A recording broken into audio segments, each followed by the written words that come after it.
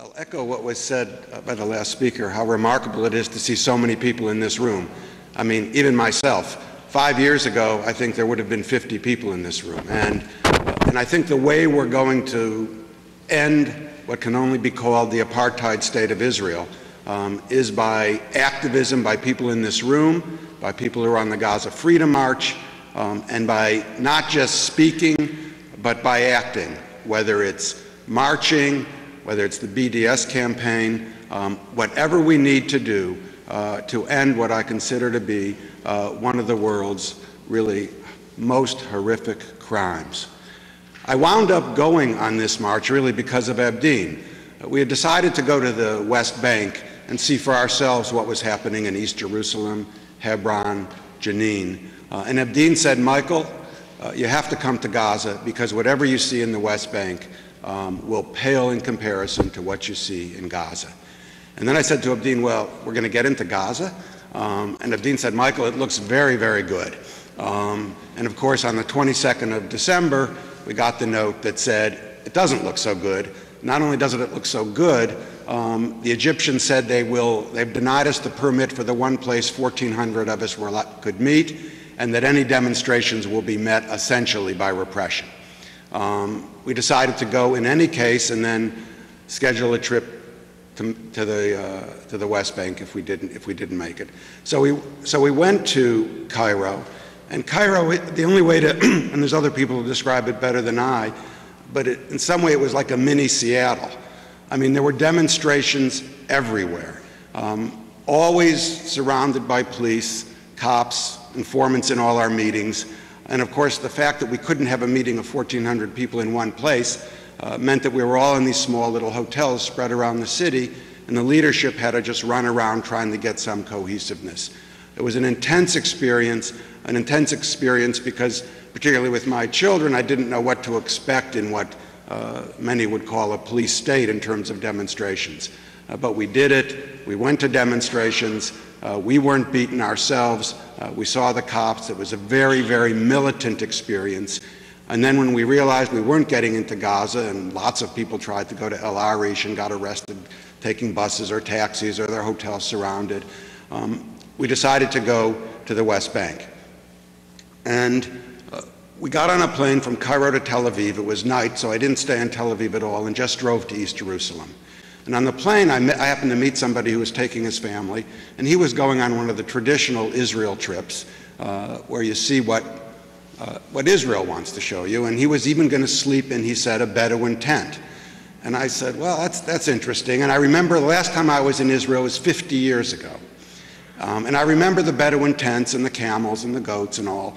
And then, and I'll just jump ahead, and then when you get to East Jerusalem and you see a small strip of land when you look out from the hill where some Bedouins live, or when you go out toward the Dead Sea area and you see how the Bedouins live, and it's like tiny tin shacks where there are olive trees, where their trees have been cut down, where they're near polluted sites of factories. And you say, and they're being pushed, they're no longer nomadic because the Israelis won't allow them to be nomadic, and they're just being pushed out and made smaller and smaller and smaller. And of course, the experience of these people was going to be in some Bedouin tent, probably in the Negev. In any case, we get to East Jerusalem, and the first day, immediately around the corner from where we stay, is the Palestinian area village of Sheikh Jarrah, which is part of East Jerusalem.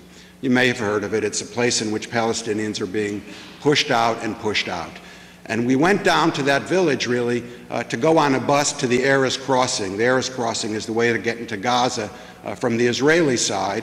And of course, we had expected the Gaza Freedom March people to come from the other side, and there was going to be a meeting, not a literal meeting, a meeting behind the wall, one side on one wall and one on the other, and some yelling and screaming where we could hear each other. And the wall at the Erez Crossing is quite high. I mean, I don't know, 30, 40 feet high all the way across.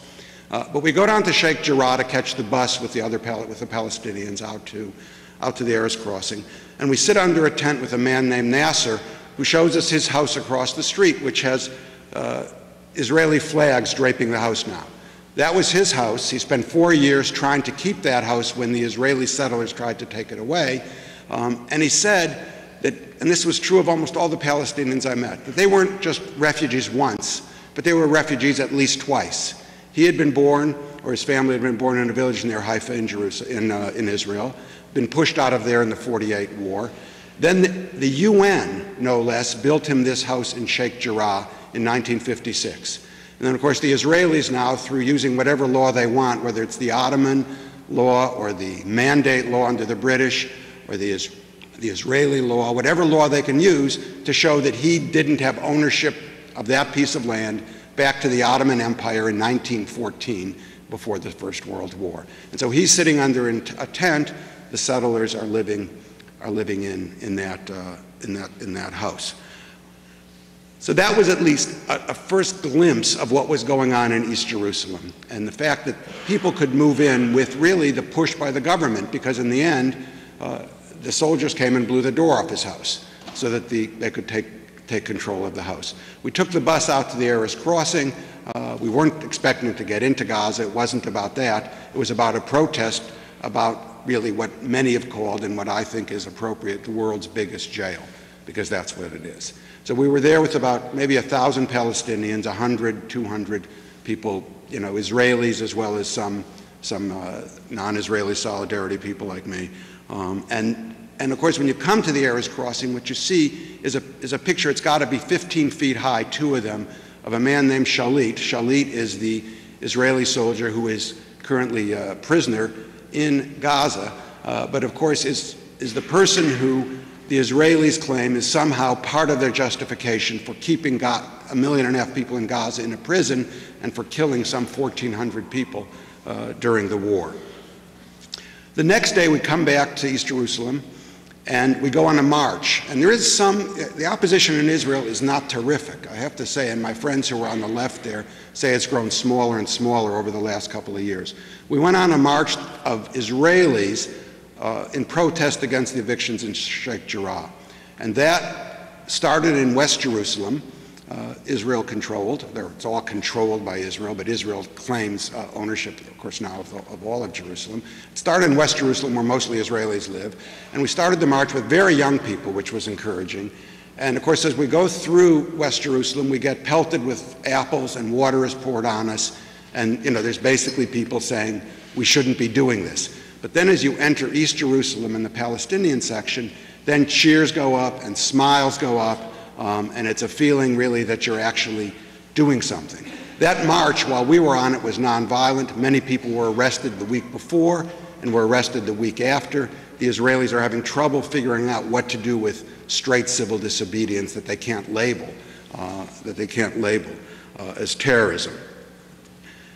The next day we went on a tour of East Jerusalem, and that's where I think I was almost the most astounded by anything I have seen. And until you see it, until you see an apartheid system in action, you just can't believe what you're seeing. And my children, who are 19 and 21, could not believe what was laid out in front of them. You go to a part of East Jerusalem what the Israelis call Area C. Area C, under the various agreements, is an area that will eventually be taken over completely by Israel. And what they're doing in Area C of East Jerusalem, and understand they have no right to an inch of East Jerusalem, not under any right under international law, under the law of conquest, under the Geneva Convention, nothing. You can't do a thing in there. They shouldn't be taking an inch of it, or in the West Bank, not an inch. And they're taking over Area C, and they're demolishing houses with bulldozers. And you rebuild them, the Palestinians rebuild them. And they demolish them again and again and again. And they go in there and Palestinians rebuild. So you're seeing an area that's being ethnically cleansed by the Israelis in East Jerusalem. As astounding as that was, when we looked out from the hill where that place that was Area C was being cleansed, we looked out across a valley and up into a hill on the other side where what our New York Times and others refer to as a settlement is being built. It's Maladunam. And it's a settlement of 50,000 people.